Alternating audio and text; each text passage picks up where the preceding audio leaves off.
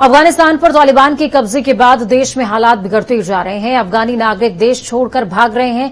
हर इंसान तालिबान के खौफ से खुद को बचाना चाहता है, तो वहीं कई भारतीय नागरिक भी ऐसे हैं जो वहां पर अभी भी फंसे हुए हैं। आपको बता दें कि काबुल के एक गुरुद्वारे में उत्तर प्रदेश के 18 नागरिक फंसे हुए हैं, जिन्होंने भारत सरकार से मदद की गुहार लगाई है। ये सभी लोग वहां की एक फैक्ट्री में काम किया करते थे। इन्होंने सोशल मीडिया पर वीडियो जारी करते हुए कंपनी मालिक ने हमारा पासपोर्ट जब्त कर लिया है, ऐसी बात भी साझा करी है। सरकार हमें यहां से जल्द निकालने की कोशिश करे।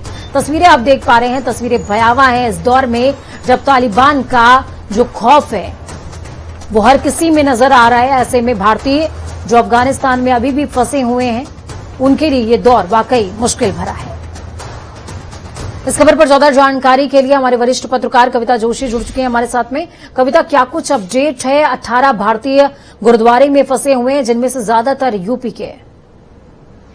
देखिए, अभी जो जानकारी है उसमें ये कहा जा रहा है कि विदेश मंत्रालय ने एक हेल्प डेस्क जो है वो अफगानिस्तान से जो भारतीय हैं वापस आना चाहते हैं उनके लिए गठित कर दिया है। उसके अलावा विदेश मंत्रालय ने एक हेल्पलाइन भी जारी कर दी है और साथ में जो है जो अल्पसंख्यक हैं, किसी भी धर्म के हों, चाहे वो भारतीय हों, अफगान नागरिक हों, हिंदू समुदाय के हों, सिख हों, किसी भी धर्म के हों, वो अगर वापस आना चाहते हैं तो उनके लिए भी जो है वीजा की, इलेक्ट्रॉनिक वीजा की जो व्यवस्था है वो गृह मंत्रालय की तरफ से कर दी गई है। लेकिन कुछ देर पहले अभी ट्विटर की तरफ से भी ये कहा गया था कि ट्विटर पे भी लोग जो है अपने मदद मांग रहे हैं और ट्वीट्स कर रहे हैं, तो ट्विटर भी तमाम गतिविधियों को देख रहा है। और कहीं ना कहीं जो भारतीय फंसे हुए, जैसे आपने उत्तर प्रदेश की बात की, और भी राज्यों के हैं, जैसे कलकत्ता के हैं, कुछ ये भी कहा जा रहा है कि केरल के भी हैं, और कई राज्यों के जो भारतीय नागरिक हैं वो वहां पर फंसे हुए हैं। उनकी भारत सरकार से यही अपील है, उनको यही डायरेक्शन दिया गया है कि वो विदेश मंत्रालय की तरफ से जो स्पेशल सेल बनाया गया है, उस पर जो मोबाइल नंबर बताया गया है उस पर वो कॉल करें, अपने पासपोर्ट के बारे में अपना नाम, तमाम जानकारी वहां पर साझा करें, ताकि उनका जो लेकिन कविता, सबसे बड़ी बात यह है कि हम जिस तरीके से बात कर रहे हैं कि जितना आसान जरिया एक सरकार की तरफ से सुनिश्चित किया गया है, हालातों को देखते हुए लगता नहीं कितना आसान होगा।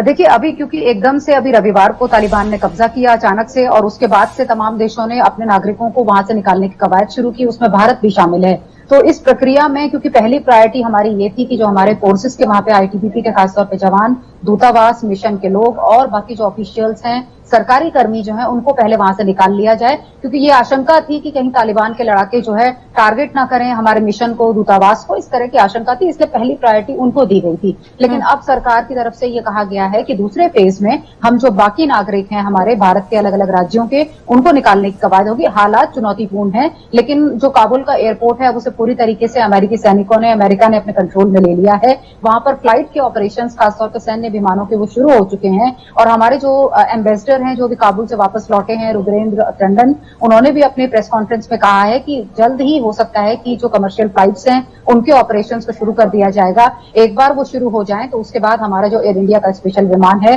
वो उड़ान भरेगा। और वायुसेना को तो सरकार की तरफ से साफ डायरेक्शन है कि जैसे ही हमें जरूरत होगी आपको तुरंत उसके लिए जो इवैक्यूएशन के लिए निकलना है। और भारतीयों से भी ये अपील है कि वो बिना डरे हुए, बिना चिंता किए हुए जो है सरकार पर भरोसा रखें, और जो विदेश मंत्रालय का स्पेशल सेल बनाया गया है उसमें जो मोबाइल नंबर है, जो उसमें लिंक दिया गया है वेबसाइट का, जीमेल का, उसमें जो है तमाम चीजों के जरिए कांटेक्ट कर सकते हैं। और उनका सेफ पैसेज जो है सरकार की प्रायोरिटी है। सरकार पूरे घटनाक्रम पर गंभीरता से नजर बनाए हुए है।